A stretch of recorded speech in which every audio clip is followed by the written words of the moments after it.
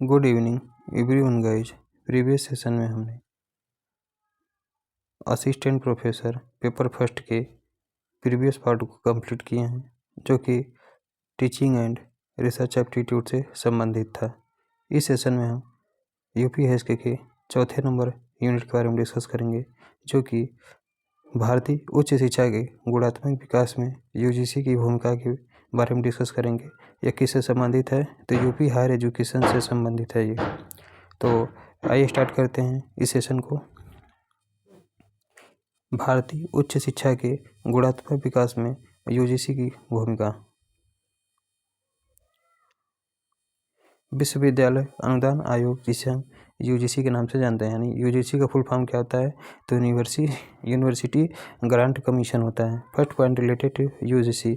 विश्वविद्यालय अनुदान आयोग भारत सरकार के शिक्षा मंत्रालय के अधीन एक वैधानिक संगठन है, जिसकी औपचारिक स्थापना वर्ष 1956 ईस्वी में संसद के एक अधिनियम द्वारा विश्वविद्यालय शिक्षा के संवर्धन और समन्वय तथा विश्वविद्यालय में शिक्षण, परीक्षा और अनुसंधान के मानकों के निर्धारण और रखरखाव तथा इसकी अधिनियमित के तहत दिए गए कार्यों के निष्पादन के उद्देश्य से की गई थी।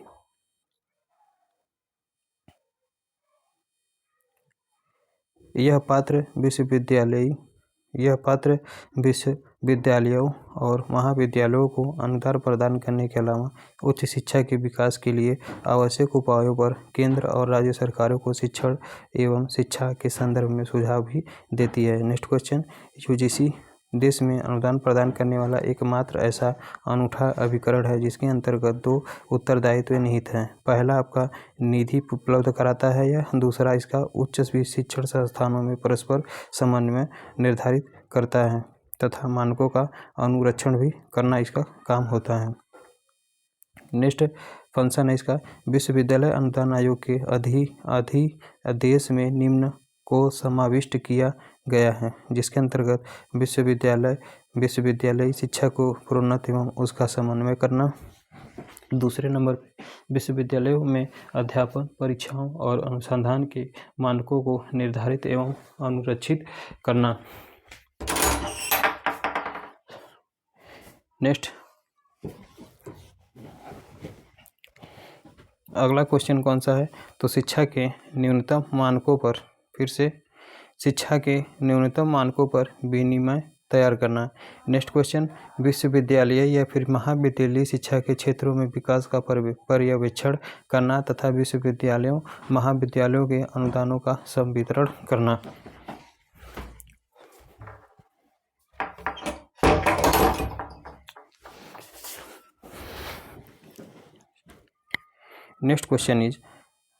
Next point. संघ एवं राज्य सरकारों एवं उच्च शिक्षा संस्थानों के मध्य एक महत्वपूर्ण कड़ी के रूप में सेवाएं प्रदान करना। नेक्स्ट, विश्वविद्यालय की शिक्षा में सुधार लाने के लिए जो उपाय करना है उनके विषय में केंद्रीय एवं राज्य सरकारों को परामर्श प्रदान करना। अगला हेडिंग है यूजीसी की भूमिका और संगठन। नेक्स्ट हेडिंग इज यूजीसी की भूमिका एंड संगठन। Role and organisation of UGC. UGC का औपचारिक उद्घाटन 28 दिसंबर 1953 ईस्वी को तत्कालीन शिक्षा, प्राकृतिक संसाधन और वैज्ञानिक अनुसंधान मंत्री मौलाना अबुल कलाम आज़ाद द्वारा किया गया था। हालांकि इसकी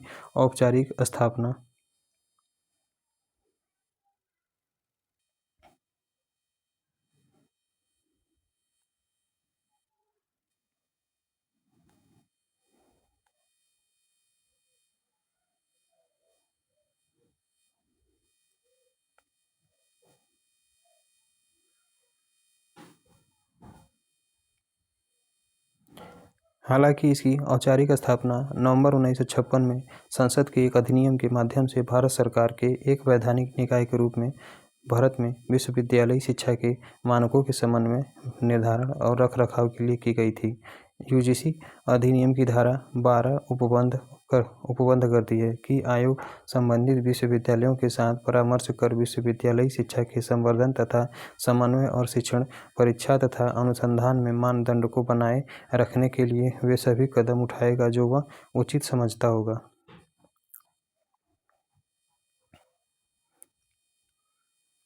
नेक्स्ट पॉइंट, शिक्षण एवं अनुसंधान में आयोग द्वारा विस्तार को तीसरे आयाम के रूप में जोड़ा गया है।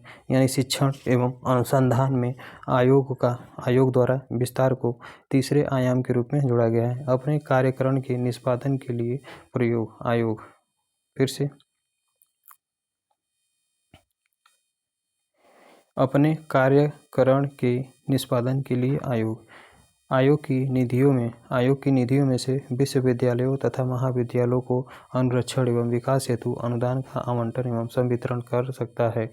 नेक्स्ट पॉइंट, विश्वविद्यालय शिक्षा के संवर्धन हेतु आवश्यक उपाय करने के लिए केंद्र सरकार, राज्य सरकार तथा ज्ञान के उच्चतर संस्थानों को परामर्श दे सकता है। नेक्स्ट पॉइंट, अधिनियम के अनुरूप नियम तथा विनियम आदि तैयार कर सकता है। नेक्स्ट पॉइंट, विश्वविद्यालय यानी यूजीसी 1956 की धारा 18 के अनुसार आयोग विहित प्रारूप में विहित प्रकार से पिछले वर्ष के दौरान इनकी गतिविधियों का सटीक एवं पूर्ण विवरण देते हुए एक वर्ष में एक बार एक वार्षिक रिपोर्ट तैयार करेगा तथा इसकी प्रतियों को केंद्र सरकार और राज्य सरकार को अग्रेसित किया जाएगा तथा इसे दोनों सदन के सभा पटल पर रखेगा। नेक्स्ट हेडिंग है वैज्ञानिक एवं औद्योगिक अनुसंधान परिषद या वैज्ञानिक एवं औद्योगिक अनुसंधान परिषद यानी council for scientific and industrial research, जिसे हम CSIR के नाम से जानते हैं। यानी CSIR का फुल फॉर्म होता है council for scientific and industrial research. इसका गठन एक स्वायत्तशासी या फिर ऑटोनॉमस बॉडी के रूप में 1942 ईस्वी में किया गया। यानी CSIR का इस्टेब्लिशमेंट एक ऑटोनॉमस बॉडी के रूप में 1942 ईस्वी में किया गया। इसका मुख्यालय नई दिल्ली में है। वैज्ञानिक एवं औद्योगिक अनुसंधानों के क्षेत्र में सरकार इस संस्था के माध्यम से कार्य करती है। इसे विज्ञान एवं तकनीकी मंत्रालय द्वारा स्थापित किया गया था। इसका मुख्यालय नई दिल्ली में है। इसके प्रमुख कार्य निम्नलिखित होते हैं। देश में विज्ञान एवं उद्योगों से जुड़े अनुसंधानों को प्रोत्साहन एवं उनका विकास करना। दूसरे नंबर पर शोध फेलोपिन की व्यवस्था करना। तीसरे नंबर पर वैज्ञानिक एवं औद्योगिक अनुसंधानों हेतु उपयुक्त प्रयोगशाला एवं कार्यशालाओं का गठन आदि। नेक्स्ट है भारतीय सामाजिक विज्ञान अनुसंधान परिषद, जिसे हम Indian council of social science research के नाम से जानते हैं। या फिर ICSSR का फुल फॉर्म क्या होता है? तो ICSSR का फुल फॉर्म होता है Indian council of social science research, जिसे हम भारतीय सामाजिक विज्ञान अनुसंधान परिषद के नाम से जानते हैं। इसका गठन भारत सरकार द्वारा 1969 ईस्वी में किया गया है। यह देश में विभिन्न उच्च शिक्षण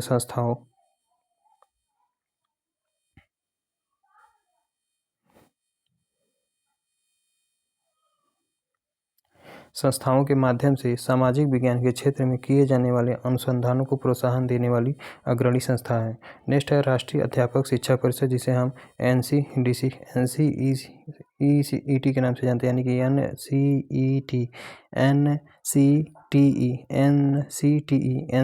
NCTE का फुल फॉर्म होता है national council of education teacher, राष्ट्रीय अध्यापक शिक्षा परिषद। राष्ट्रीय अध्यापक शिक्षा परिषद, जिसे हम NCTE के नाम से जानते हैं, एक सांविधिक यानी कि क्या होता है? तो सांविधिक का मतलब होता है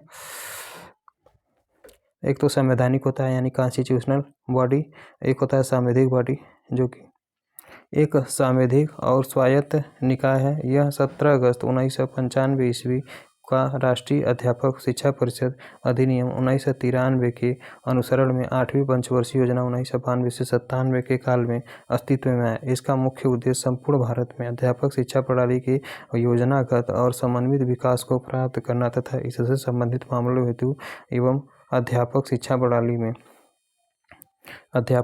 प्रणाली में मानकों एवं मापदंडों का विनियमन या फिर उचित अनुसरण करना है। नेक्स्ट है tables related to important question related to this tables. तो पहले नंबर पे भारत में अधिकतर विश्वविद्यालय महाविद्यालयों को संबद्ध करते हैं तथा परीक्षा कराते हैं, यानी कि भारत में अधिकतर विश्वविद्यालय जो होते हैं वो महाविद्यालयों को संबद्ध कराते हैं, एडिट कराते हैं, फिर उससे जो है उसका परीक्षा अपने ही द्वारा करवाते हैं, यानी महाविद्यालयों को संबद्ध करते हैं या फिर एडिट करते हैं तथा परीक्षा कराते हैं। नेक्स्ट क्वेश्चन, भारत में अधिकतर विश्वविद्यालयों का पोषण होता है तो यूजीसी द्वारा, यानी भारत में अधिकतर विश्वविद्यालयों का पोषण होता है या फिर फंड कौन सा देता है, तो भारत में अधिकतर विश्वविद्यालयों को फंड जो होता है वो यूजीसी यानी यूजीसी ग्रांट कमीशन देता है, यानी कि यूजीसी जो होता है वो देता है। नेक्स्ट क्वेश्चन, भारत का पहला खुला विश्वविद्यालय स्थापित हुआ था तो आंध्र प्रदेश में, जो कि अब तेलंगाना राज्य में सिचुएटेड है। भारत का पहला खुला विश्वविद्यालय स्थापित हुआ था तो आंध्र प्रदेश में, अब जो कि अब तेलंगाना राज्य में सिचुएटेड है। विश्वविद्यालय जो अपने निजी चैनल से अंतरक्रिया संबंधी शैक्षिक कार्यक्रम दर्शाता है, इंदिरा गांधी राष्ट्रीय खुला विश्वविद्यालय या फिर इग्नू कहलाता है। फिर से, विश्वविद्यालय जो अपने निजी चैनल से अंतरक्रिया संबंधी शैक्षिक कार्यक्रम दर्शाता है, इग्नू कहलाता है, जिसे इग्नू का फुल फॉर्म होता है इंदिरा गांधी राष्ट्रीय खुला विश्वविद्यालय, यानी प्राइवेट जॉब करने वाले इसी के तहत अपना कोर्स पूरा करते हैं। नेक्स्ट क्वेश्चन, संगठनात्मक ढांचा या फिर organisational structure. First point related to organisational structure या फिर संगठनात्मक ढांचा। आयोग में केंद्र सरकार द्वारा नियुक्त एक अध्यक्ष, एक उपाध्यक्ष तथा 10 अन्य सदस्य होते हैं, यानी कि आयोग में, यानी यूजीसी में केंद्र सरकार द्वारा, यानी कि यूजीसी में केंद्र सरकार द्वारा एक अध्यक्ष का नियुक्ति किया जाता है, एक अध्यक्ष का नियुक्ति किया जाता है, एक उपाध्यक्ष का नियुक्ति किया जाता है और 10 अन्य सदस्य में शामिल होते हैं। कुल मिलाकर 12 मेंबर होते हैं, जिसमें एक अध्यक्ष होता है, एक उपाध्यक्ष होता है और 10 अन्य मेंबर्स होते हैं। अध्यक्ष पद के चयन के लिए व्यक्ति केंद्र सरकार या किसी राज्य सरकार का अधिकारी नहीं होना चाहिए, यानी कि अध्यक्ष पद के चयन के लिए व्यक्ति केंद्र सरकार या फिर किसी राज्य सरकार का अधिकारी नहीं होना चाहिए।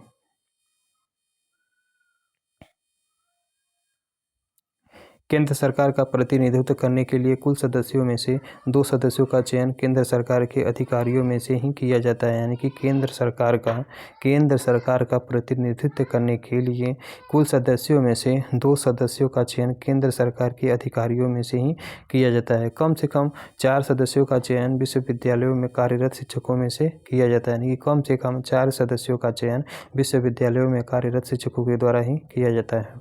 नेक्स्ट क्वेश्चन, शेष सदस्यों का चयन निम्नलिखित व्यक्तियों में से किया जाता है। पहले नंबर पे, जिन्हें कृषि, वाणिज्य, वानिकी अथवा उद्योग में ज्ञान या फिर अनुभव हो, यानी जिन्हें कृषि हो या वाणिज्य हो या फिर वानिकी हो अथवा उद्योग में ज्ञान या फिर अनुभव हो। दूसरे नंबर पे, जो अभियांत्रिकी, विधिक, चिकित्सा या किसी अन्य प्रतिष्ठित पेशे के सदस्य हों अथवा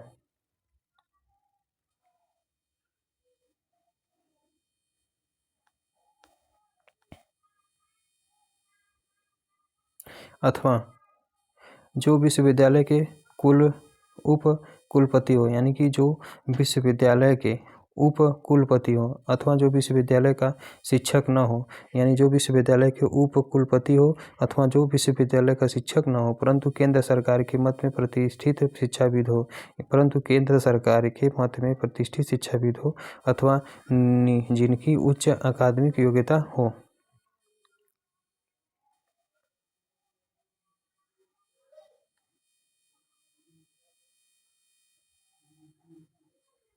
next heading is UGC chairman अध्यक्षों की सूची। यूजीसी चेयरमैन अध्यक्षों की सूची। तो पहले नंबर पे डॉक्टर शांति स्वरूप भटनागर को बनाया गया था, यानी कि यूजीसी का पहला चेयरमैन किसे बनाया गया था, तो यूजीसी का जो पहला चेयर बनाया गया था वो शांति स्वरूप भटनागर के बनाया गया था। यह मोस्ट इंपॉर्टेंट, ये क्वेश्चन बार बार रिपीट होगा। 1953 से लेकर 1955 तक इनको बनाया गया था। यूजीसी का पहला चेयरमैन शांति स्वरूप भटनागर को, दूसरा हुमायूं कबीर को, श्री हुमायूं कबीर को दूसरा बनाया गया था 1955 से 1956 के बीच में। श्री हुमायूं कबीर को 1955 से 1956 के बीच में बनाया गया था। तीसरे नंबर पे पंडित हृदयनाथ कुंजरी को 1956 से फिर 1956 तक ही बनाया गया था। श्री सी डी देशमुख को 1956 से 1961 के बीच में बनाया गया था। डॉक्टर वी एस कृष्णा को जो है 1961 से 1961 में ही बनाया गया था।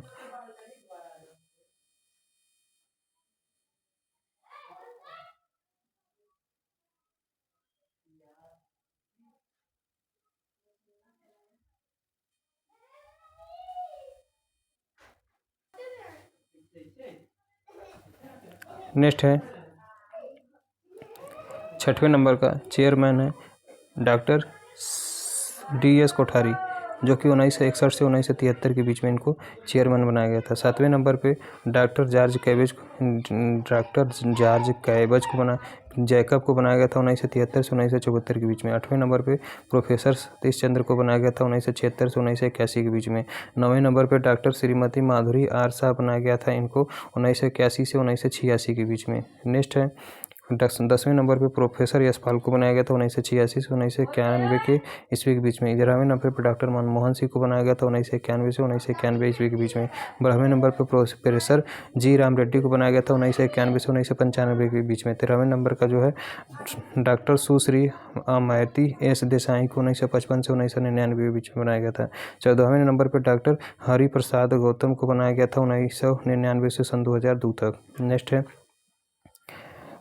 प्रोफेसर अरुण एस निगावेकर को 2002 से 2005 के बीच में चेयर बनाया गया था। प्रोफेसर सुखदेव थोराट को 2006 से 2011 के बीच में चेयर बनाया गया था। प्रोफेसर वेद प्रकाश को 2013 से 2017 का चेयरमैन बनाया गया था।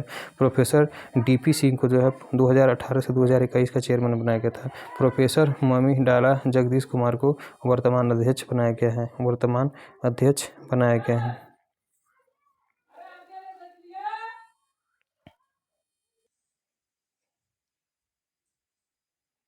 नेक्स्ट है प्रोफेसर ममी डाला जगदीश कुमार को वर्तमान अध्यक्ष बनाया गया है, जो कि अभी तक यहीं चल रहे हैं पद पर।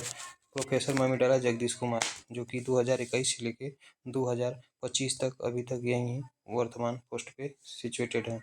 नोट दिया है 1974 से 1975 ईस्वी के बीच में अध्यक्ष पद रिक्त था, यानी कि 1974 से 1975 ईस्वी के बीच में अध्यक्ष पद था वो जो रिक्त था। फिर दूसरे नंबर पर 2011 से 2012 के बीच में अध्यक्ष पद पूरी तरह से रिक्त था।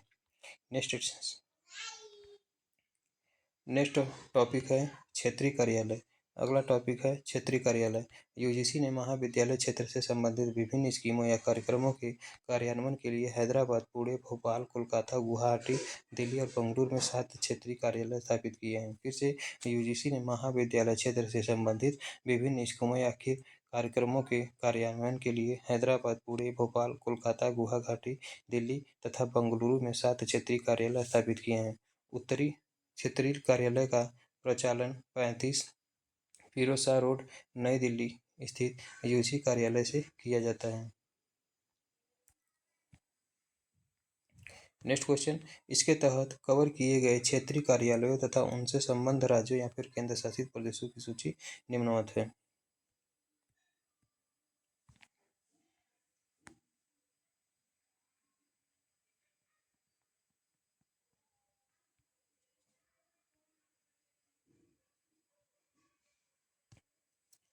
पहले नंबर पर आपका क्षेत्रीय कार्यालय है, दूसरे नंबर पर उसका स्थान दिया है, तीसरे नंबर पर स्थापना की तिथि दिया है, चौथे नंबर पे कवर किए गए राज्य या फिर संघ राज्य क्षेत्र। पहले नंबर का आपका क्षेत्रीय कार्यालय कौन सा है, तो दक्षिणी पूर्वी क्षेत्रीय कार्यालय, जिसे हम SERO के नाम से जानते हैं, जो कि हैदराबाद में सिचुएटेड है। दक्षिणी पूर्वी क्षेत्रीय कार्यालय, दक्षिणी पूर्वी क्षेत्रीय कार्यालय जो कि पहला कार्यालय है, तो यह हैदराबाद में सिचुएटेड है। इसका इस्टेब्लिशमेंट कब हुआ था, तो 20/9/1994 ईस्वी को हुआ था। कि कौन कौन से राज्य को या फिर केंद्र शासित प्रदेश को इसमें कवर किया गया था, तो आंध्र प्रदेश को कवर किया गया था, तेलंगाना को कवर किया गया था, तमिलनाडु को कवर किया गया था, अंडमान को कवर किया था, एंड निकोबार एंड पुदुचेरी को। फिर से दक्षिण पूर्वी क्षेत्रीय कार्यालय के अंतर्गत हैदराबाद आता है और इसकी स्थापना 1994 ईस्वी में हुआ था। कवर किए गए राज्य कौन कौन से हैं या फिर संघ शासित प्रदेश कौन कौन से हैं, तो आंध्र प्रदेश, तेलंगाना, तमिलनाडु, अंडमान और निकोबार और पुदुचेरी है। दूसरे नंबर का जो क्षेत्रीय कार्यालय है पश्चिमी क्षेत्रीय कार्यालय, जो कि पुणे महाराष्ट्र में सिचुएटेड है। इसका इस्टेब्लिशमेंट 1994 ईस्वी में हुआ था। कवर किए गए राज्य या फिर संघ राज्य क्षेत्र आपका महाराष्ट्र आता है, गुजरात आता है, गोवा आता है, दादर आता है और नागर हवेली एंड दमन और दीव आता है। नेक्स्ट है तीसरे नंबर का क्षेत्रीय कार्यालय केंद्रीय क्षेत्रीय कार्यालय, जो कि भोपाल में इसका हेडक्वार्टर सिचुएटेड है। इसका भी स्टेब्लिशमेंट 1994 ईस्वी में हुआ था। कवर किए गए राज्य या फिर संघ राज्य क्षेत्र में क्या आता है, तो मध्य प्रदेश आता है, राजस्थान आता है, छत्तीसगढ़ आता है। चौथे नंबर पर जो क्षेत्रीय कार्यालय आता है उत्तर पूर्व क्षेत्रीय कार्यालय, जो कि गुवाहाटी में सिचुएटेड है। इसका स्टेब्लिशमेंट 1995 ईस्वी में हुआ था। और कवर किए गए राज्य इसके अंतर्गत असम था, मेघालय था, मिजोरम था, मणिपुर था, त्रिपुरा था, अरुणाचल प्रदेश था, नागालैंड था। 5वें नंबर का जो क्षेत्रीय कार्यालय है, तो पूर्व क्षेत्रीय कार्यालय जिसका हेडक्वार्टर कोलकाता में है और इसका इस्टेब्लिशमेंट 1996 ईस्वी में हुआ था। कवर किए गए जो राज्य होते हैं पश्चिम बंगाल है, बिहार है, उड़ीसा है और झारखंड है। छठवां क्षेत्रीय कार्यालय है दक्षिण पश्चिमी क्षेत्रीय कार्यालय बेंगलुरु कर्नाटका में इसका हेडक्वार्टर है। इसका इस्टेब्लिशमेंट 1999 ईस्वी में हुआ था। कवर किए गए राज्य में आपका सिक्किम आता है, कर्नाटक आता है, केरल आता है और लक्षद्वीप आता है। नेक्स्ट 7वें नंबर का क्षेत्रीय कार्यालय कौन सा है, तो उत्तरी क्षेत्रीय कॉलेज ब्यूरो, उत्तरी क्षेत्रीय कॉलेज ब्यूरो जिसका हेडक्वार्टर न्यू दिल्ली में है। 2001 में इसका इस्टेब्लिशमेंट किया गया था। कवर किए गए राज्य के अंतर्गत जम्मू कश्मीर आता है, हिमाचल प्रदेश आता है, पंजाब आता है, चंडीगढ़ आता है, हरियाणा आता है, दिल्ली आता है, उत्तर प्रदेश आता है, लद्दाख आता है, उत्तराखंड आता है।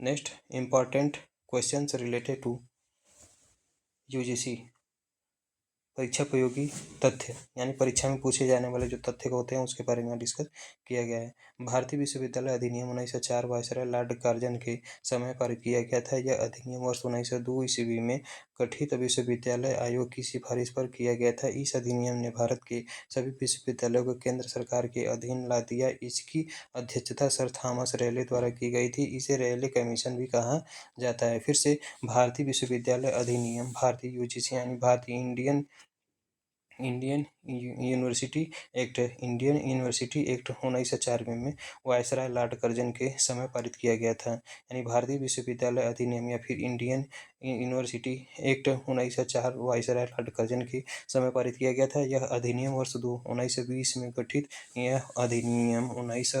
में गठित विश्वविद्यालय आयोग की सिफारिश पर किया गया था। इस अधिनियम ने भारत के सभी विश्वविद्यालयों को केंद्र सरकार के अधीन ला दिया। इसकी अध्यक्षता सर थॉमस रेले द्वारा की गई थी। इसे रेले कमीशन भी कहा जाता है। नेक्स्ट है 1902 में वर्ष 1902 में हैमिल्टन को तार भेजकर लॉर्ड कर्जन ने 6 सदस्यीय भारतीय विश्वविद्यालय आयोग नियुक्ति करने का प्रस्ताव भेजा था। यानी कि वर्ष 1902 में हैमिल्टन को तार भेजकर लॉर्ड कर्जन ने 6 सदस्यीय भारतीय विश्वविद्यालय आयोग नियुक्त करने का प्रस्ताव भेजा था। नेक्स्ट क्वेश्चन, वैज्ञानिक जनशक्ति समिति जो कि 1947 ईस्वी में बनाया गया था, इसके अध्यक्ष MS भटनागर थे। फिर से वैज्ञानिक जनशक्ति समिति जो कि 1947 ईस्वी में बनाया गया था, इसका अध्यक्ष सर्वप्रथम जो है MS भटनागर को बनाया गया था। नेक्स्ट है ग्रामीण क्षेत्र में उच्चतर शिक्षा संबंधी समिति के अध्यक्ष KL श्रीमाली थे। यानी ग्रामीण क्षेत्रों में उच्चतर शिक्षा संबंधी समिति के अध्यक्ष KL श्रीमाली थे।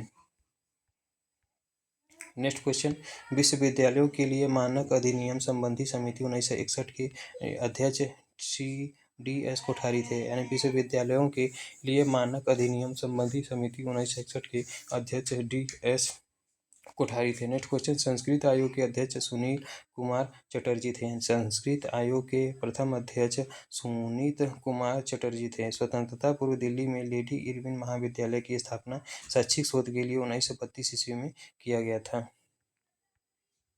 नेक्स्ट है डॉक्टर राधा कृष्णन जो कि सर्वपल्ली राधाकृष्णन के नाम से जाने जाते हैं। इनकी अध्यक्षता में भारत सरकार ने 4 नवंबर 1948 ईस्वी को विश्वविद्यालय शिक्षा आयोग का गठन किया था। उच्च शिक्षा के निजीकरण की नीति 8वीं पंचवर्षीय योजना से आरंभ हुई। यानी उच्च शिक्षा के निजीकरण की या फिर हायर एजुकेशन के प्राइवेटाइजेशन की नीति जो पॉलिसी है 8वीं पंचवर्षीय योजना से आरंभ हुई थी। नेक्स्ट विद्यालयों की स्थापना, कौन कौन से विद्यालय का कब स्थापना हुआ है उसके बारे में यहाँ डिस्कस किया गया है। कलकत्ता विश्वविद्यालय का इस्टेब्लिशमेंट 1857 ईस्वी को हुआ था। दिल्ली विश्वविद्यालय का इस्टेब्लिशमेंट 1922 ईस्वी में हुआ था।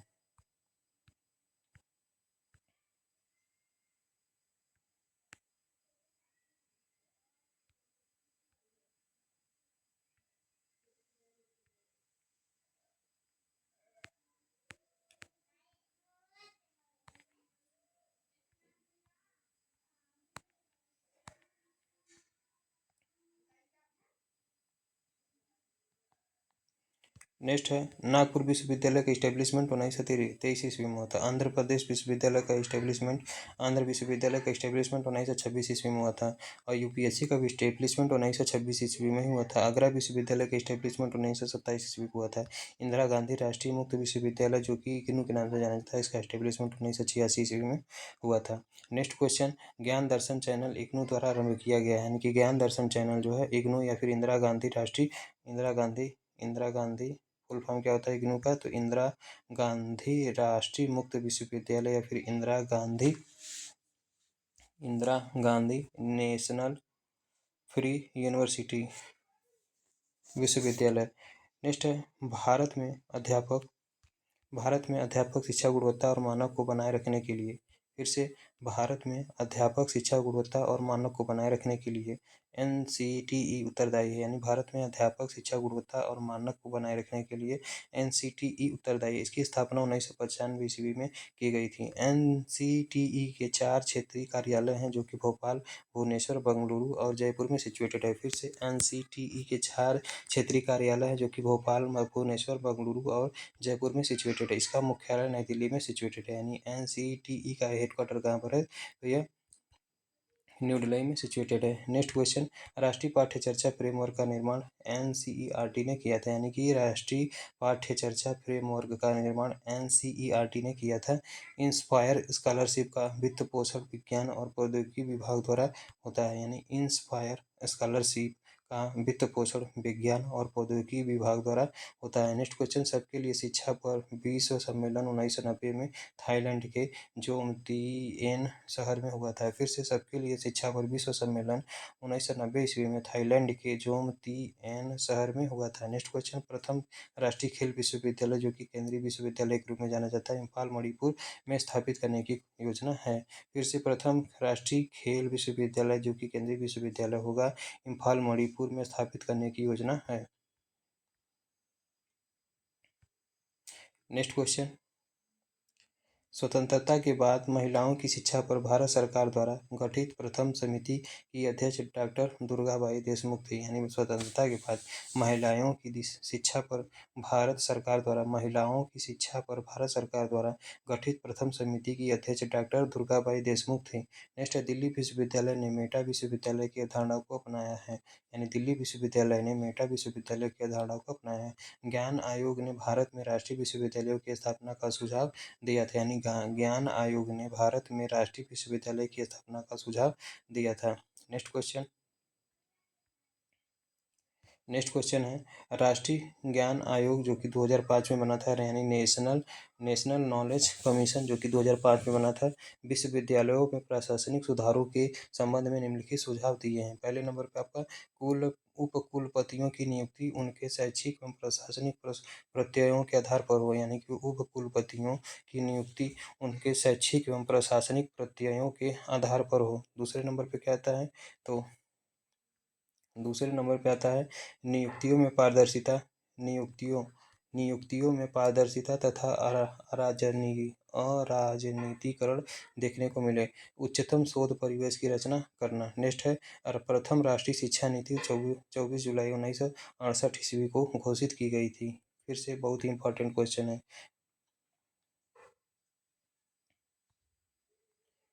प्रथम राष्ट्रीय शिक्षा नीति 24 जुलाई 1968 ईस्वी को घोषित की गई थी, जो कोठारी आयोग की सिफारिश पर 1964-66 पर आधारित थी। फिर से प्रथम राष्ट्रीय शिक्षा नीति 24 जुलाई 1968 ईस्वी को घोषित की गई थी, जो कि कोठारी आयोग की सिफारिश 1964-66 पर आधारित थी। विश्वविद्यालय अनुदान आयोग का कार्यात्मक पोर्टल का नाम सक्षम है। यानी विश्वविद्यालय अनुदान आयोग का गत्यात्मक पोर्टल का नाम सक्षम है, जिसका लक्ष्य विद्यालय परिसरों में महिलाओं का सशक्तिकरण करना है। नेक्स्ट है, बालकों के लिए मुक्त एवं अनिवार्य शिक्षा का अधिकार अधिनियम 2009 1 अप्रैल। फिर से बालकों के लिए मुक्त एवं अनिवार्य शिक्षा का अधिकार अधिनियम यह 2009 में आया था, लेकिन लागू कब हुआ था, तो 1 अप्रैल सन 2000 से प्रभावी हुआ। विश्वविद्यालय अनुदान आयोग को वर्ष 1956 में सांविधिक दर्जा प्रदान किया गया। यानी विश्वविद्यालय यूजीसी को कब दर्जा प्रदान किया गया, तो यूजीसी को सांविधिक दर्जा कब प्रदान किया गया, तो यूजीसी को जो सांविधिक दर्जा प्रदान किया गया, संवैधानिक नहीं है, ये सांविधिक दर्जा है, यह 1956 ईस्वी में प्रदान किया गया। उसी समय इस्टेब्लिशमेंट भी यूजीसी का हुआ था, लेकिन जो इस्टेब्लिशमेंट तो हुआ था 1953 ईस्वी में, लेकिन कार्य करना कब स्टार्ट किया गया था, तो 1956 ईस्वी में। और उसी समय इसको संवैधानिक दर्जा यानी इसका एक्ट जो है पारित कब हुआ था, तो इसको एक्ट के रूप में पारित कर दिया गया था 1926 ईस्वी में, 1956 ईस्वी में। और उसी समय इसे संवैधानिक दर्जा भी प्रदान कर दिया गया था। नेक्स्ट है बिना बोझ के सीखना, प्रोफेसर यशपाल समिति से संबंधित है, यानी बिना बोझ के सीखना प्रोफेसर यशपाल समिति से संबंधित है। बौद्ध शिक्षा प्रणाली में शिक्षण का माध्यम पाली भाषा में था, यानी कि बौद्ध विद्या प्रणाली में शिक्षण का माध्यम पाली भाषा में था। नेशनल इंस्टीट्यूशन रैंकिंग फ्रेमवर्क शिक्षा मंत्रालय द्वारा जारी किया जाता है। नेशनल इंस्टीट्यूशनल रैंकिंग फ्रेमवर्क शिक्षा मंत्रालय द्वारा जारी किया जाता है। नेक्स्ट क्वेश्चन, मतलब एक प्रोग्रामिंग प्लेटफॉर्म होता है, यानी कि मतलब जो होता है एक प्रकार का प्रोग्रामिंग प्लेटफॉर्म होता है जो सांख्यिकी विश्लेषण हेतु महत्वपूर्ण है, यानी कि मतलब जो होता है एक प्रोग्रामिंग प्लेटफॉर्म है जो कि सांख्यिकी विश्लेषण हेतु महत्वपूर्ण है। नेक्स्ट क्वेश्चन, स्वयं प्रभा चैनल 7 कौटिल्य अर्थशास्त्र वाणिज्य और वित्त विषयों से संबंधित, यानी कि स्वयं प्रभा चैनल 7 कौटिल्य अर्थशास्त्र वाणिज्य और वित्त विषयों से संबंधित है। विश्वविद्यालय अनुदान आयोग उच्चतर शिक्षा संस्थानों में अकादमिक प्रत्यानिष्ठा अकादमिक सत्यनिष्ठा एवं साहित्यिक चोरी की रोकथाम को प्रोत्साहन विनियम 2018 में पारित किया गया था। फिर से नेक्स्ट हेडिंग क्या दिया है, तो यह हेडिंग दिया है विश्वविद्यालय अनुदान आयोग, जिसे हम यूजीसी के नाम से जानते हैं। यह उच्चतर शिक्षा संस्थानों में अकादमिक सत्यनिष्ठा एवं साहित्यिक चोरी की रोकथाम को प्रोत्साहन विनियम कब मिला था, तो सन 2018 में मिला था। और क्या क्या पॉइंट थे इसमें, तो पहला पॉइंट है शोध पत्र शोध निबंध है, यानी शोध हो गया, शोध पत्र हो गया, शोध निबंध के दायित्वपूर्ण आचरण, अकादमिक सत्यानिष्ठा के प्रोत्साहन के प्रति जागरूकता पैदा करना, छात्र संकाय शोधकर्ता एवं कर्मचारी वर्ग में अकादमिक लेखन में साहित्यिक चोरी सहित कदाचार से बचाव करना। दूसरे नंबर पे क्या है, तो शिक्षण एवं प्रशिक्षण के जरिए संस्थानात्मक तंत्र स्थापित करना, जिससे शोध पत्र शोध निबंध अकादमिक सत्यनिष्ठा तथा साप्ताहिक चोरी के निवारण में प्रोन्नति सहज हो सके। नेक्स्ट है तीसरे नंबर का पॉइंट दिया है इसमें, तीसरे नंबर पर पॉइंट दिया साहित्यिक चोरी का पता लगाने के लिए पद्धतियां विकसित करना तथा साहित्यिक चोरी से बचाव के लिए रचनात्मक की स्थापना करना और तथा उच्चतर शिक्षा संस्थान के छात्र संकाय शोधकर्ता या कर्मचारी को साहित्यिक चोरी का कृत्य करने पर दंडित करना। नेक्स्ट हेडिंग है शोध प्रबंध, जिसे हम थीसिस के नाम से जानते हैं, तथा शोध निबंध, जिसे हम डिसर्टेशन के नाम से जानते हैं, को प्रस्तुत करने के मामले में साहित्यिक चोरी, संस्थागत शैक्षिक सत्यनिष्ठा नाम सूची या फिर IAIP साहित्यिक चोरी की गंभीरता पर विचार कर दंड आरोपित करेगा। फर्स्ट पॉइंट इसमें दिया है स्तर शून्य 10% तक समानताएं थोड़ी बहुत असमानता।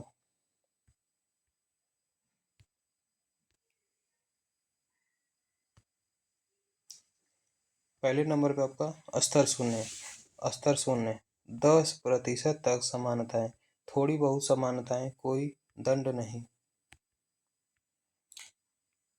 दूसरे पॉइंट पे दिया है प्रथम स्तर 10% से 40% तक समानताएं, ऐसे छात्रों को अधिकतम 6 माह की निर्धारित अवधि के भीतर संशोधित आलेख जमा करने को कहा जाएगा। तीसरा द्वितीय स्तर 40% से 60% तक समानताएं, ऐसे छात्रों को अधिकतम 1 वर्ष की अवधि के लिए संशोधित आलेख जमा करने से वंचित किया जाएगा।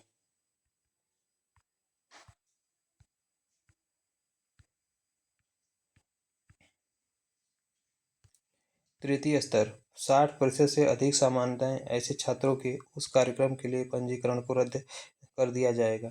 विश्वविद्यालय अनुदान आयोग, जिसे हम ग्रेडेड स्वायत्तता प्रदान करने के लिए विश्वविद्यालयों केवल का श्रेणीकरण विनियम 2018 में यह विनियम 2018 में बनाया गया था। फर्स्ट पॉइंट रिलेटेड टू इससे, तो विश्वविद्यालय अनुदान आयोग समय समय पर विस्तृत दिशा निर्देशों के माध्यम से विश्वविद्यालयों को अधिसूचित उपखंडों फर्स्ट उपखंड सेकंड एंड थर्ड में निर्धारित मानदंडों के आधार पर निम्नलिखित 3 श्रेणियों अर्थात श्रेणी फर्स्ट, श्रेणी सेकंड और श्रेणी थर्ड में श्रेणीबद्ध करेगा।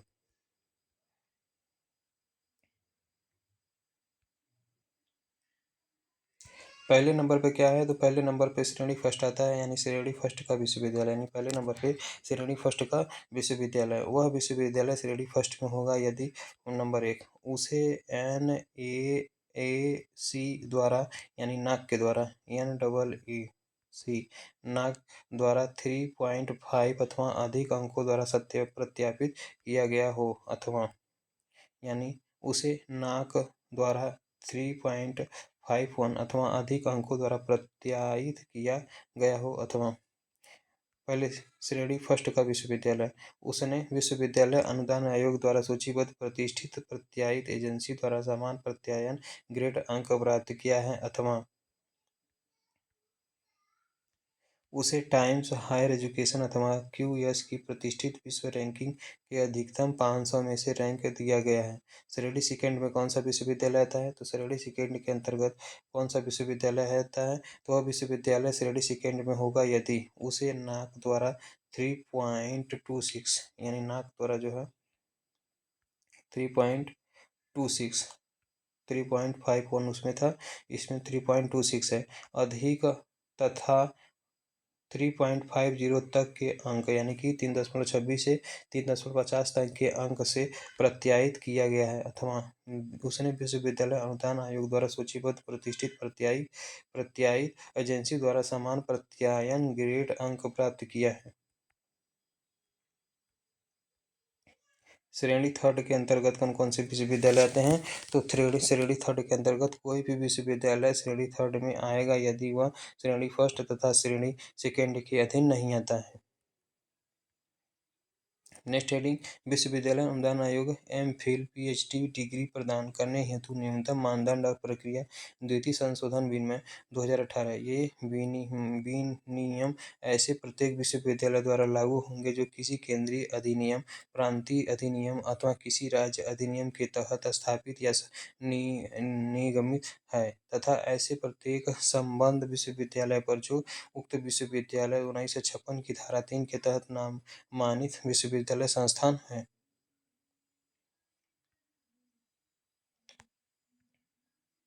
नेक्स्ट पॉइंट, ये विनियम सरकारी राज्यपत्र में अधिसूचित किए जाने की तिथि से लागू माने जाएंगे। नेक्स्ट है, विश्वविद्यालय अनुदान आयोग विश्वविद्यालय और महाविद्यालयों में शिक्षकों और अन्य शैक्षिक कर्मचारियों की नियुक्ति हेतु न्यूनतम अर्हता एवं उच्चतम शिक्षा में मानकों के रखरखाव हेतु अन्य उपाय संबंधी विनियम 2018।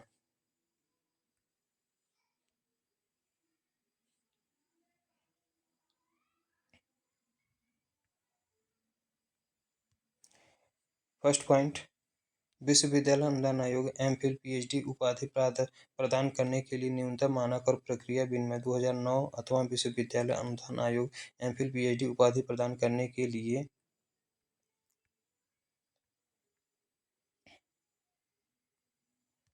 न्यूनतम मानक और प्रक्रिया विनियम 2016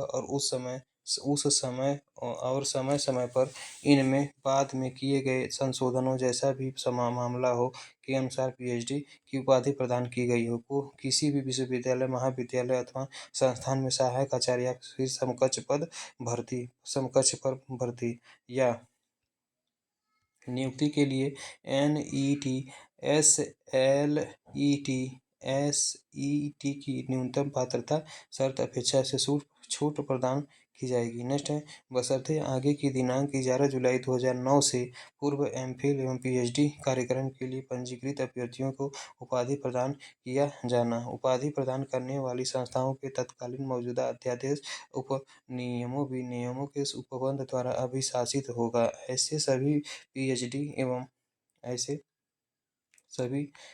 PhD धारक अभ्यर्थियों को निम्नलिखित शर्तों को पूरा करने के लिए अध्ययन विश्वविद्यालयों, महाविद्यालयों, संस्थाओं में सहायक आचार्य अथवा समतुल्य पदों पर भर्ती और नियुक्ति के लिए NET SLET की अपेक्षाओं से छूट प्रदान की जाएगी।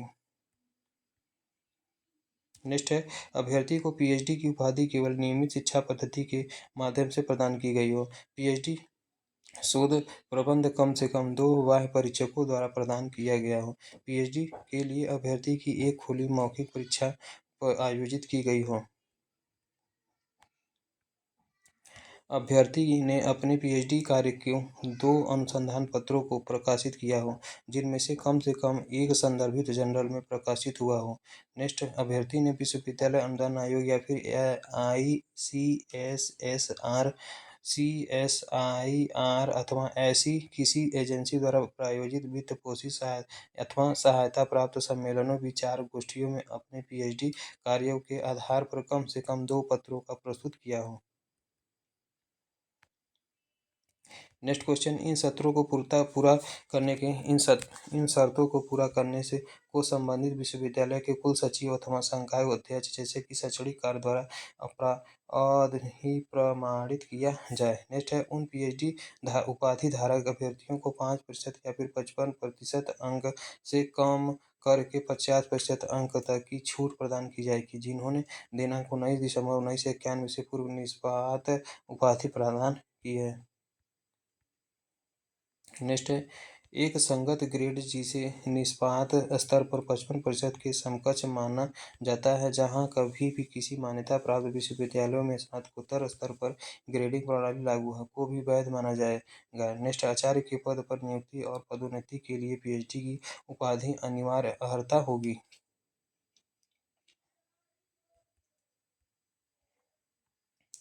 नेक्स्ट क्वेश्चन, तीसरे नंबर का पॉइंट है, सह आचार्य के पद पर नियुक्ति और पदोन्नति के लिए पीएचडी की उपाधि अनिवार्य अर्हता होगी।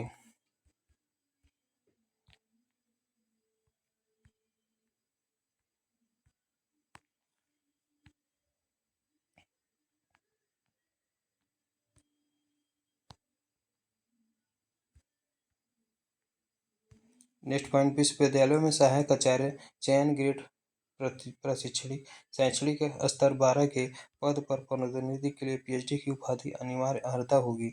नेक्स्ट पॉइंट, 1 जुलाई 2021 से विश्वविद्यालयों में सहायक आचार्य के पद पर सीधी भर्ती के लिए पीएचडी उपाधि अनिवार्य अर्हता होगी। कोविड-19 के कारण उपर्युक्त अनिवार्यता में 2 वर्ष की छूट दी गई है।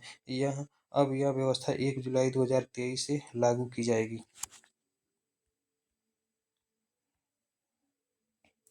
विश्वविद्यालय अनुदान आयोग, जिसे हम विश्वविद्यालयों और महाविद्यालयों में शिक्षकों और अन्य अकादमिक स्टाफ की नियुक्ति के लिए न्यूनतम अर्हताएं और उच्चतम शिक्षा में मानकों के अनुसरण के लिए अन्य उपाय, चौथा संशोधन विनियम 2024। इन विनियमों के तहत उल्लिखित कैरियर उन्नति योजना के अंतर्गत पदोन्नतियों के लिए मानदंड इन विनियमों की अधिसूचना की तिथि से प्रभावी होंगे। तथापि उन संकाय सदस्यों को कठिनाई से बचाने के लिए जिन्होंने पहले ही अर्हता प्रदान प्राप्त कर ली है, या विश्वविद्यालयों और महाविद्यालयों में शिक्षकों और अन्य अकादमिक स्टाफ की नियुक्ति के लिए न्यूनतम अर्हताएं और उच्चतम शिक्षा में मानकों के अनुरक्षण के लिए अन्य उपाय 2010 के अनुरूप यूजीसी विनियमों के अनुसार 31 दिसंबर 2024 तक अर्हता प्राप्त करने की संभावना है। उन्हें 2010 या 2018 विनियमों के तहत पदोन्नति के लिए विचार में रखे जाने का विकल्प दिया जा सकता है। पात्रता की तिथि पदोन्नति की तिथि के रूप में निर्धारित की जाएगी। आवेदन जमा करने की तिथि पर उम्मीदवार को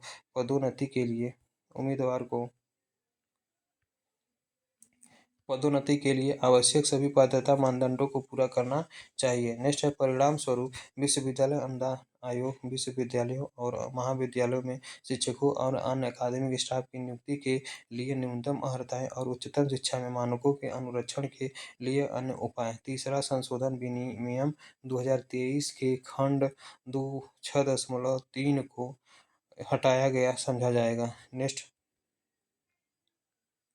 विश्वविद्यालय अनुदान आयोग विश्वविद्यालय और महाविद्यालयों में शिक्षकों और अन्य शैक्षिक कर्मचारियों की नियुक्ति हेतु न्यूनतम अर्हता एवं उच्चतर शिक्षा में मानकों के रखरखाव हेतु अन्य उपायों संबंधी तृतीय संशोधन विनियम 2023। विनियमों में विश्वविद्यालय अनुदान आयोग विश्वविद्यालयों और महाविद्यालयों में शिक्षकों और अन्य शिक्षकों कर्मचारियों की नियुक्ति हेतु न्यूनतम अर्हता तथा उच्चतम शिक्षा में मानकों के रखरखाव हेतु अन्य उपायों संबंधी विनियम 2018 संशोधित किया जाएगा और निम्नानुसार पढ़ा जाएगा।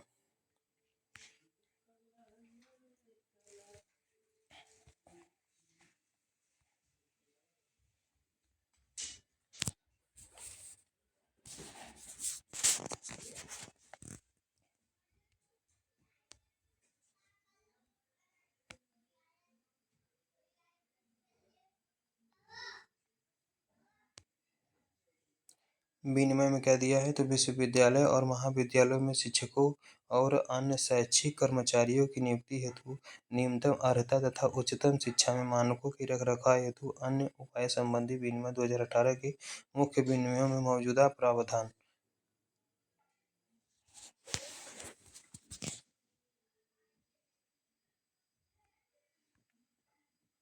इसमें क्या दिया है, तो विश्वविद्यालयों और महाविद्यालयों में शिक्षकों और अन्य शैक्षिक कर्मचारियों की नियुक्ति हेतु न्यूनतम अर्हता तथा उच्चतर शिक्षा में मानकों के रखरखाव हेतु अन्य उपाय संबंधी विनिमय 2018 के मुख्य विनियमों में संशोधित प्रावधान।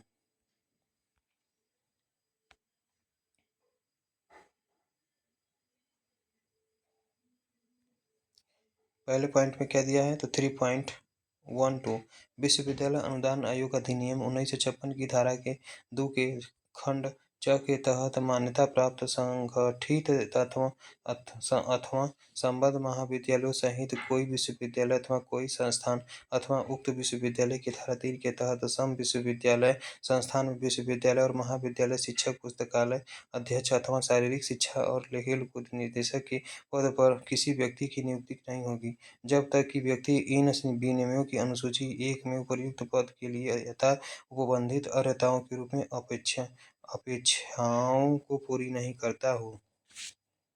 दूसरे टेबल में क्या दिया है, तो दूसरे टेबल में दिया है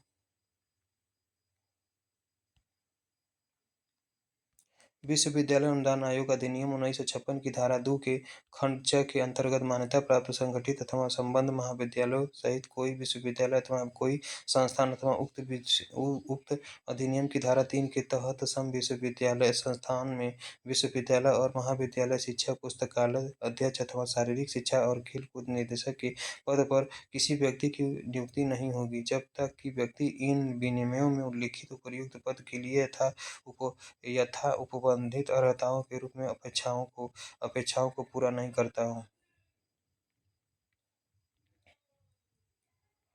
दूसरे नंबर के टेबल में क्या दिया है, तो दूसरे पॉइंट के टेबल में दिया है 6.3 इन विनियमों के तहत कैरियर उन्नति योजना के अंतर्गत प्रोन्नतियों के लिए बनाए गए मानदंड इन विनियमों की अधिसूचना की तिथि से प्रभावी होंगे, तथापि विद्यमान विनियमों के अंतर्गत पहले से योग्य अथवा संभावित योग्यता प्राप्त करने वाले संकाय के सदस्यों की कठिनाई कम करने के लिए उन विद्यमान विनियमों के अंतर्गत प्रोन्नति हेतु विचार किए जाने के लिए विकल्प दिया जा सकता है। यह विकल्प इन विनियमों की तिथि से केवल 3 वर्ष तक प्रयोग में लाया जा सकता है। 6.3 के अंतर्गत दूसरा टेबल में क्या लिखा गया है, तो दूसरा टेबल थोड़ा बड़ा है, तो देख लेते हैं इसमें क्या लिखा है। इन विनियमों के तहत कैरियर उन्नति योजना के अंतर्गत प्रोन्नतियों के लिए बनाए गए मानदंड इन विनियमों की अधिसूचना की तिथि से प्रभावित होंगे। हालांकि उन संकाय सदस्यों की कठिनाई का समाधान करने के लिए जो विश्वविद्यालय अनुदान आयोग विश्वविद्यालय और महाविद्यालयों में शिक्षकों और अन्य शैक्षिक कर्मचारियों की नियुक्ति हेतु न्यूनतम अर्हता तथा उच्चतम शिक्षा में मानकों के रखरखाव हेतु अन्य उपायों संबंधी विनिमय 2010 विनियमों के अनुसार पहले ही अर्हता प्राप्त कर चुके हैं या मौजूदा नियमों के तहत 6 महीने के भीतर 17 जनवरी 2019 तक अर्हता प्राप्त करने की संभावना है, उन्हें पदोन्नति हेतु विचार करने के लिए एक विकल्प 2010 या फिर 2018 विनिमय के अंतर्गत दिया जा सकता है। इस विकल्प का उपयोग इन विनिमयों की अधिसूचना की तारीख से केवल 31 दिसंबर 2020 तक किया जा सकता है और पात्रता की तारीख को पदोन्नति की तारीख के रूप में बरकरार रखा जाएगा। आवेदन जमा करने की तिथि पर उम्मीदवार को पदोन्नति के लिए आवश्यक सभी पात्रता मानदंडों को पूरा करना होगा।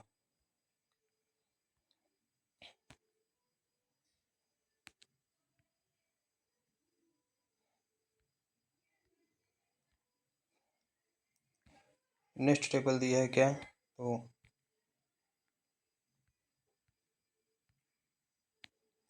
अगले टेबल में दिया है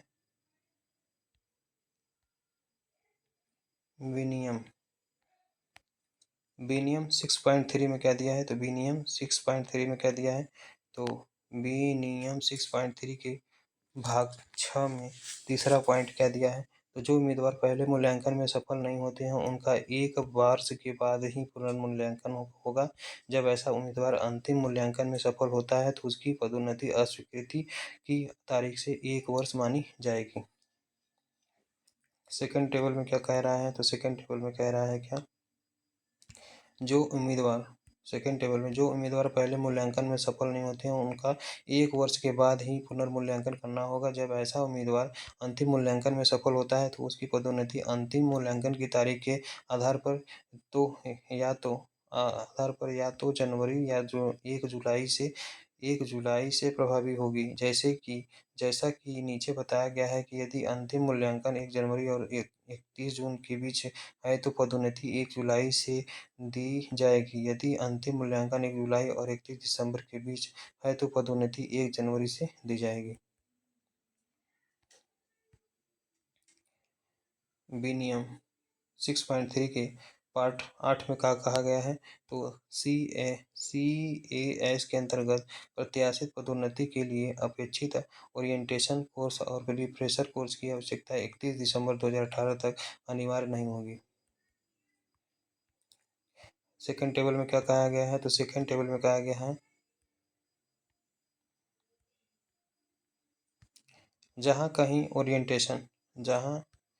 कहीं ओरिएंटेशन कोर्स या OC, रिफ्रेशर कोर्स, RC की आवश्यकता अधूरी रह गई है वहाँ पदोन्नति नहीं रोकी जाएगी, लेकिन इन अपेक्षाओं को आयोग द्वारा समय समय पर अधिसूचित या 31 दिसंबर 2023 तक पूरा किया जाना चाहिए।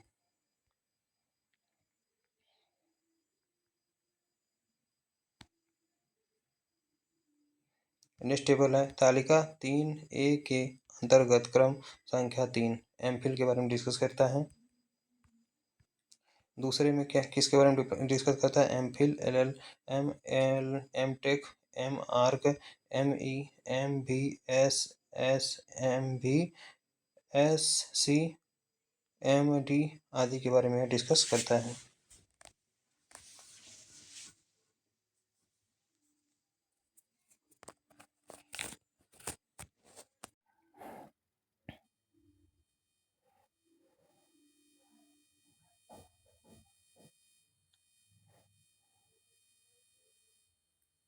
नेक्स्ट है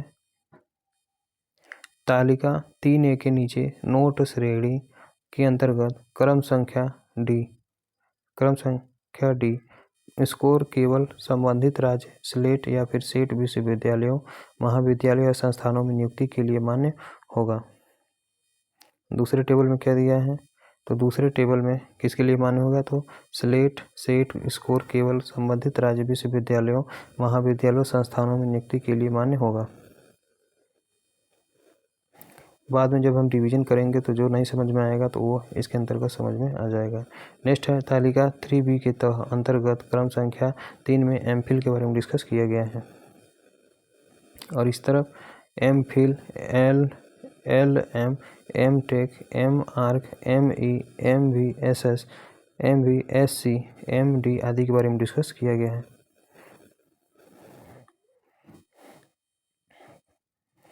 नेक्स्ट टेबल में क्या दिया है, तो ये टेबल खत्म हो गया क्या वाला। नेक्स्ट टेबल में कुछ इंपॉर्टेंट गाइडलाइंस दिए हैं जो कि इसी के द्वारा दिए गए हैं, तो आइए इसके बारे में डिस्कस कर लेते हैं।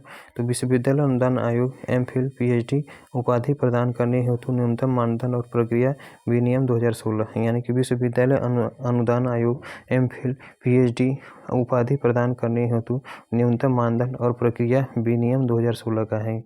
MPhil इस पाठ्यक्रम को कम से कम कुल 55% अंकों के साथ उत्तीर्ण करने वाले अथवा विश्वविद्यालय अनुदान आयोग के 7 बिंदु मानक पर B ग्रेड प्राप्त कर सफलतापूर्वक MPhil उपाधि प्राप्त करने वाले अथवा जहां कहीं भी ग्रेडिंग प्रणाली अपनाई जाती है वहां बिंदु मानक पर समतुल्य ग्रेड सब अभ्यर्थी शोध कार्य करने हेतु पात्र होंगे,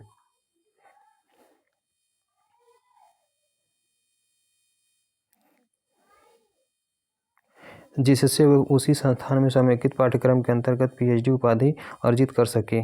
नेक्स्ट है MPhil पाठ्यक्रम की न्यूनतम अवधि लगातार 2 सेमेस्टर 1 वर्ष और लगातार अधिकतम 4 सेमेस्टर 2 वर्ष होगी। फिर से MPhil पाठ्यक्रम की न्यूनतम अवधि लगातार 2 सेमेस्टर या फिर 1 वर्ष या फिर लगातार अधिकतर 4 सेमेस्टर या फिर 2 वर्ष होगी। पीएचडी पाठ्यक्रम की अवधि कम से कम 3 वर्ष की होगी, जिसमें पाठ्यक्रम से संबंधित कार्य भी शामिल होगा तथा अधिकतम अवधि 6 वर्ष होगी। यानी कि यूजीसी की गाइडलाइन 2016 के आधार पर यह बताया गया है कि पीएचडी की जो न्यूनतम अवधि होगी वो 3 साल तक होगी और मैक्सिमम अवधि जो है वो 6 वर्ष होगी। नेक्स्ट पॉइंट, महिला अभ्यर्थी तथा निःशक्त व्यक्ति जिनका प्रतिशत 40% से अधिक हो उसे एमफिल में 1 वर्ष की तथा पीएचडी के लिए अधिकतम 2 वर्ष की छूट प्रदान की जाएगी। इसके अतिरिक्त महिला अभ्यर्थी को एमफिल पीएचडी की समग्र अवधि में एक बार 240 दिनों तक का मातृत्व अवकाश प्रदान किया जा सकता है। नेक्स्ट हेडिंग, अखिल भारतीय शिक्षा परिषद, जिसे हम all India council for technical education के बारे में जानते हैं, यानी कि AICTE यानी अखिल भारतीय शिक्षा परिषद, जिसे हम all India council for technical education के बारे में बात करते हैं। तो इसके अंतर्गत क्या आता है, तो मानव संसाधन मंत्रालय, जिसे हम MHRD के नाम से जानते हैं, MHRD के नाम से जानते हैं, अब यह चेंज होकर एजुकेशन मिनिस्ट्री हो गया है। नेक्स्ट है, यह मानव संसाधन मंत्रालय शिक्षा मंत्रालय के उच्च शिक्षा विभाग के अधीन तकनीकी शिक्षा प्रदान करने वाली अग्रणी संस्था है। नवंबर 1945 में इस परिषद का गठन यूजीसी की एक सलाहकार संस्था के रूप में हुआ था। तत्पश्चात AICTE अधिनियम 52 के तहत 1987 में एक ऑटोनॉमस बॉडी के रूप में संवैधानिक यानी कि कॉन्स्टिट्यूशनल बॉडी है दर्जा प्राप्त हुआ है इसको, अखिल भारतीय शिक्षा परिषद को। यह संस्था भारत में तकनीकी एवं प्रबंध शिक्षा के नियोजन एवं सहयोगात्मक विकास हेतु उत्तरदायी है। भारतीय तकनीकी शिक्षण संस्थानों का स्नातक एवं परास्नातक स्तर की विभिन्न श्रेणियों में मूल्यांकन भी यही करती है।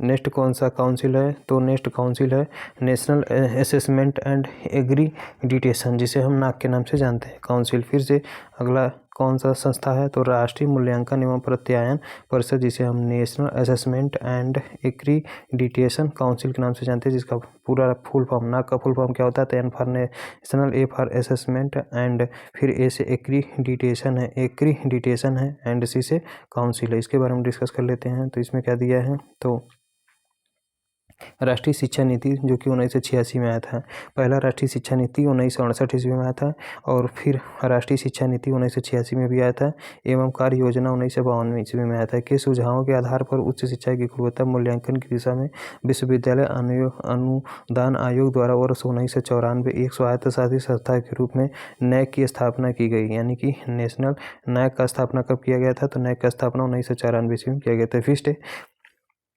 फिर से हम डिस्कस कर लेते हैं। तो राष्ट्रीय शिक्षा नीति 1986 एंड कार्य योजना 1992 के सुझावों के आधार पर उच्च शिक्षा की गुणवत्ता मूल्यांकन की दिशा में विश्वविद्यालय अनुदान आयोग द्वारा ही 1994 ईस्वी में एक स्वायत्त संस्था या फिर ऑटोनॉमस बॉडी के रूप में NAAC की स्थापना की गई थी। NAAC यानी कि NAAC जो होता है उच्च स्तरीय अधिगम संस्थानों, विश्वविद्यालय, महाविद्यालयों, विभिन्न आयोगों एवं उनके कार्यक्रमों के मूल्यांकन की दिशा में कार्य करता है।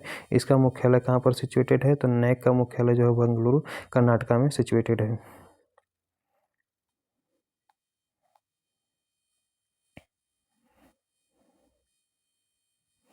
नेक्स्ट कौन सा सिस्टम है, तो NEP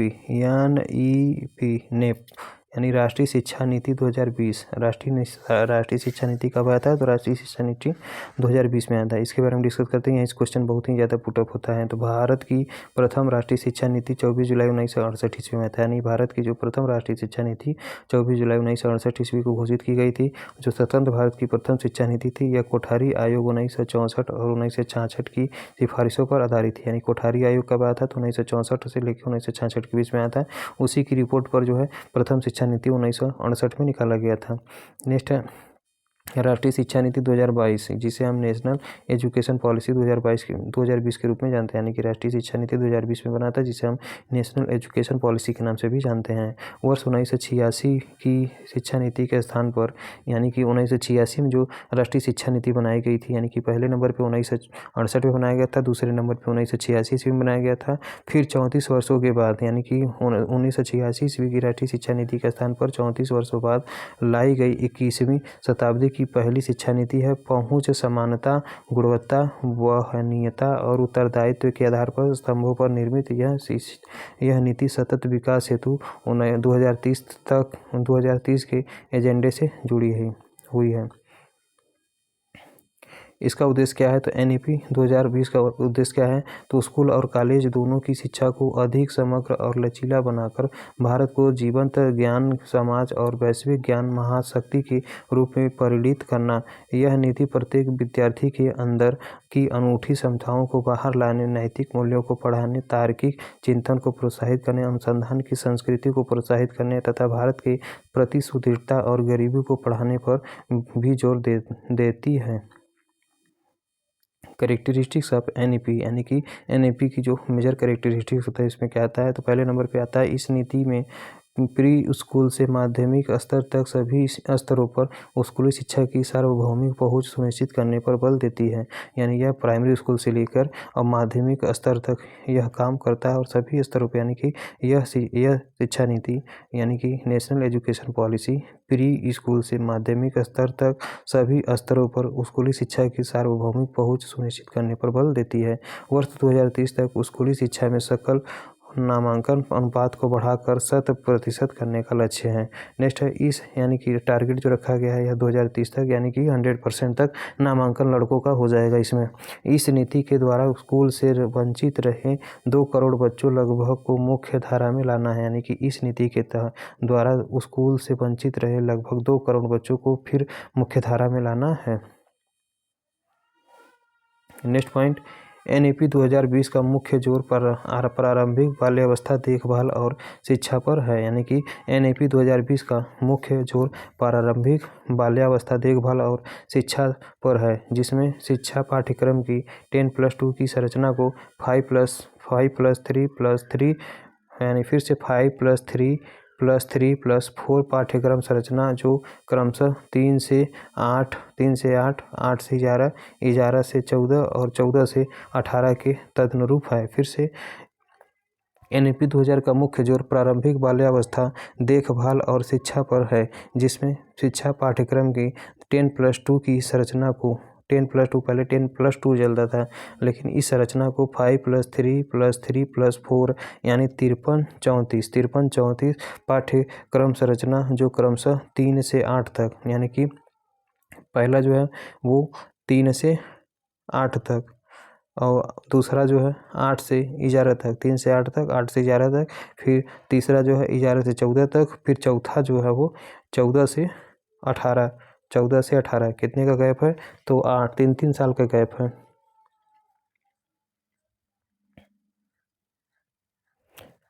5 में 3 जोड़ देंगे तो 8 हो जाएगा, फिर 8 में 3 जोड़ देंगे तो 11 हो जाएगा, फिर 11 में 3 जोड़ देंगे तो 14 हो जाएगा, फिर 14 में 3 जोड़ देंगे,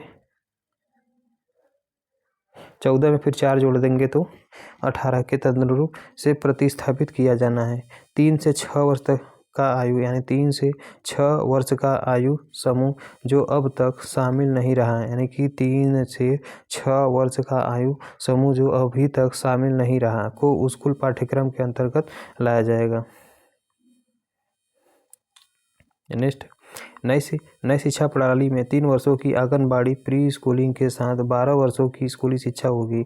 यानी कि नई प्रणाली में 3 वर्षों की आंगनबाड़ी प्री स्कूलिंग के साथ 12 वर्षों की स्कूली शिक्षा होगी। 18 वर्ष तक की उम्र के बच्चों के लिए NCERT प्रारंभिक बाल्यावस्था देखभाल और शिक्षा हेतु एक राष्ट्रीय पाठ्यक्रम और शिक्षण पद्धति संबंधी रूपरेखा, जिसे हम NCPFECCE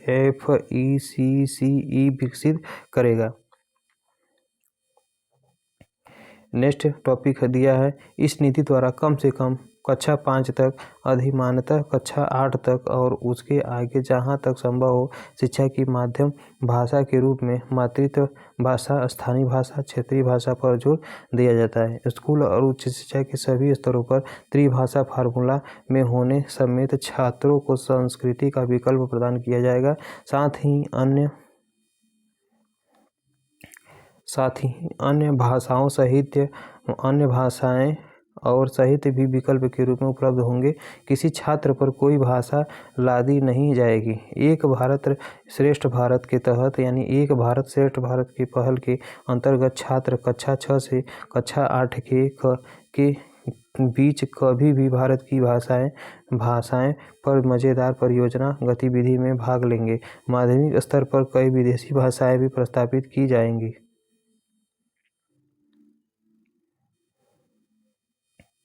नेक्स्ट पॉइंट दिया है भारतीय संकेत भाषा ISL का पूरे देश में मानकीकरण किया जाएगा तथा बाधित छात्रों हेतु राष्ट्रीय और राज्य स्तर पर पाठ्यक्रम सामग्रियां बनाई जाएगी। शैक्षणिक प्रकाशक अथवा शिक्षण एजुकेटर होने के लिए बहुउद्देशीय आवधिक प्रदर्शन के मूल्यांकन और प्रगति हेतु क्रियाविधि के साथ प्रोन्नतियां मेधा के आधार पर होगी।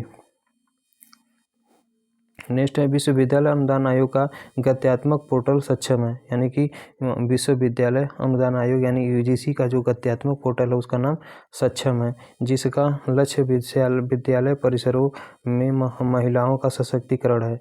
राष्ट्रीय शिक्षा नीति 2020 और उच्च शिक्षा NEP 2020 का लक्ष्य उच्चतर शिक्षा, व्यावसायिक शिक्षा सहित में सकल नामांकन अनुपात को वर्ष 2035 तक बढ़ाकर 50% तक करना है। नेक्स्ट पॉइंट विभिन्न उच्च शिक्षा संस्थानों से अर्जित अकादमिक क्रेडिट के डिजिटल भंडारण हेतु एक अकादमिक बैंक ऑफ क्रेडिट की स्थापना की जाएगी ताकि अंतिम डिग्री अर्जित करने के लिए इन्हें स्थानांतरित कर गणना की जा सके। नेक्स्ट पॉइंट उच्च शिक्षा संस्थानों को उच्च गुणवत्ता वाले शिक्षण, अनुसंधान और सामुदायिक वचनबद्धता का प्रमाण देने हेतु बृहद संसाधनों जैसे लैस जीवंत बहुविधायी संस्थाओं के रूप में परिवर्तित किया जाएगा। नेक्स्ट चिकित्सा और कानूनी शिक्षा को जोड़कर सभी उच्चतर शिक्षाओं के लिए भारत का उच्च शिक्षा आयोग, जिसे हम HECI के नाम से जानते हैं, नाम से एक ही सर्वसमावेशी निकाय होगा। उच्च शिक्षा आयोग में 4 स्वतंत्र कार्यक्षेत्र होंगे।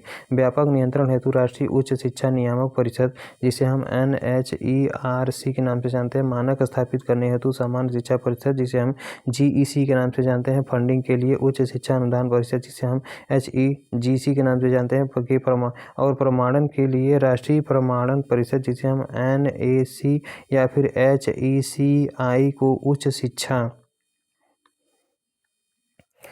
शिक्षा संस्थानों को दंडित करने का उसे अधिकार होगा। NCERT के साथ परामर्श कर NCTE द्वारा शिक्षकों के शिक्षण हेतु एक नई और समग्र राष्ट्रीय पाठ्यक्रम रूपरेखा बढ़ाने में सक्षम और विश्वविद्यालय कॉलेज शिक्षकों को लघु और दीर्घावधि में मेरिट पेशे पर समर्थन देने के इच्छुक व्यक्तियों सहित मेंटरिंग हेतु उत्कृष्ट वरिष्ठ सेवानिवृत्ति फैकल्टी वाले एक बड़े निकाय वाले राष्ट्रीय मिशन की स्थापना की जाएगी। अनुसूचित जाति, अनुसूचित जनजाति, अन्य पिछड़ा वर्ग और अन्य सामाजिक आर्थिक रूप से वंचित समूहों SEDG के छात्रों की मेधा को प्रोत्साहित करने का प्रयास किया जाएगा।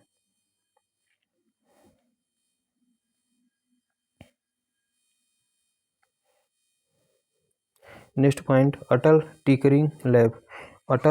टिंकरिंग लैब, जिसे हम ATL के नाम से जानते हैं, अटल टिंकरिंग लैब, जिसे हम ATL के नाम से जानते हैं, सरकार, स्थानीय निकाय या निजी न्यास समिति द्वारा प्रतिबंधित स्कूलों 6ठी से 12वीं में अटल टिंकरिंग लैब ATL स्थापित की जा रही है। प्रतिस्पर्धी प्रक्रिया के माध्यम से चुने गए सरकार, केंद्रीय राज्यों द्वारा प्रतिबंधित स्कूलों में स्थापित की जा रही अटल टिंकरिंग लैब को न्यूनतम 25% अनुदान सहायता प्रदान की जाती है। जिसमें 10 लाख रुपए की एक मुश्त स्थापना लागत और अधिकतम 10 लाख रुपए का परिचालन व्यय 5 वर्ष की अवधि के लिए शामिल है। देश भर में 41 स्कूलों का चयन किया गया है और अटल टिंकरिंग लैब स्थापित करने के लिए स्वीकृति प्रदान की गई है।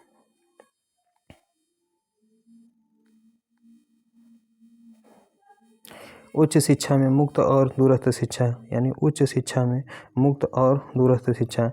देश में उच्च शिक्षा की पहुंच बढ़ाने के लिए उच्चतर शिक्षा संस्थानों के माध्यम से मुक्त और दूरस्थ शिक्षा के विस्तार पर बहुत जोर दिया जा रहा है। मुक्त और दूरस्थ शिक्षा देश में दोहरे मोड विश्वविद्यालयों अथवा इग्नू, जो एक केंद्रीय विश्वविद्यालय है, समेत स्टैंड अलोन विश्वविद्यालयों द्वारा 14 राज्य मुक्त विश्वविद्यालयों द्वारा प्रदान की जाती है।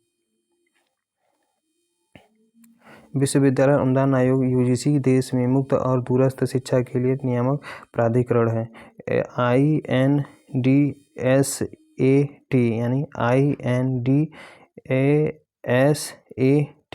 शिक्षा मंत्रालय ने वर्ष 2020 में भारत में अध्ययन कार्यक्रम के अंतर्गत पहली बार भारतीय स्कॉलस्टिक मूल्यांकन परीक्षा EndSAT का आयोजन किया है। EndSAT भारत में अध्ययन कार्यक्रम के अंतर्गत चुने हुए भारतीय विश्वविद्यालयों में अध्ययन हेतु विदेशी छात्रों को छात्रवृत्ति और नामांकन के लिए अनुदान हेतु ली जाने वाली एक परीक्षा है। राष्ट्रीय परीक्षण एजेंसी द्वारा प्रचलित ऑनलाइन मोड में आयोजित परीक्षा में Nepal, Ethiopia, Bangladesh, Bhutan, Uganda, Tanzania, Rwanda, Sri Lanka, Kenya, Zambia, Indonesia और मॉरिशस से लगभग 5000 उम्मीदवार शामिल हुए हैं। नेक्स्ट है केंद्रीय संस्कृत विश्वविद्यालय।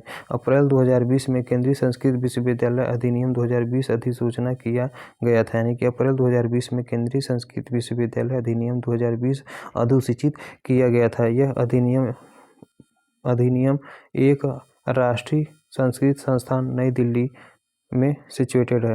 राष्ट्रीय संस्कृत संस्थान नई दिल्ली में सिचुएटेड है। दूसरे नंबर पर लाल बहादुर शास्त्री राष्ट्रीय संस्कृत विद्यापीठ नई दिल्ली में सिचुएटेड है। राष्ट्रीय संस्कृत विद्यापीठ तिरुपति को केंद्रीय संस्कृत विद्यापीठ विश्वविद्यालयों में परिवर्तित करता है। प्रौढ़ शिक्षा ढांचा विकसित करने का दायित्व NCERT को दिया गया है, यानी प्रौढ़ शिक्षा या फिर एडल्ट एजुकेशन स्ट्रक्चर को डेवलप्ड करने का दायित्व जो है NCERT को दिया गया है। फिर से प्रौढ़ शिक्षा ढांचा विकसित करने का या फिर एडल्ट एजुकेशन स्ट्रक्चर डेवलप्ड करने का दायित्व NCERT को दिया गया है। इसके द्वारा SSSEA यानी SSSEA परख, IITI इत्यादि निकायों की स्थापना का प्रस्ताव है। नेक्स्ट पॉइंट, इसके द्वारा विद्यालयी शिक्षा, प्रौढ़ शिक्षा, शिक्षक शिक्षा हेतु राष्ट्रीय पाठ्यक्रम ढांचा तैयार करने का प्रस्ताव है, यानी इसके द्वारा विद्यालयी शिक्षा, प्रौढ़ शिक्षा तथा शिक्षक शिक्षा हेतु राष्ट्रीय पाठ्यक्रम ढांचा तैयार करने का प्रस्ताव है।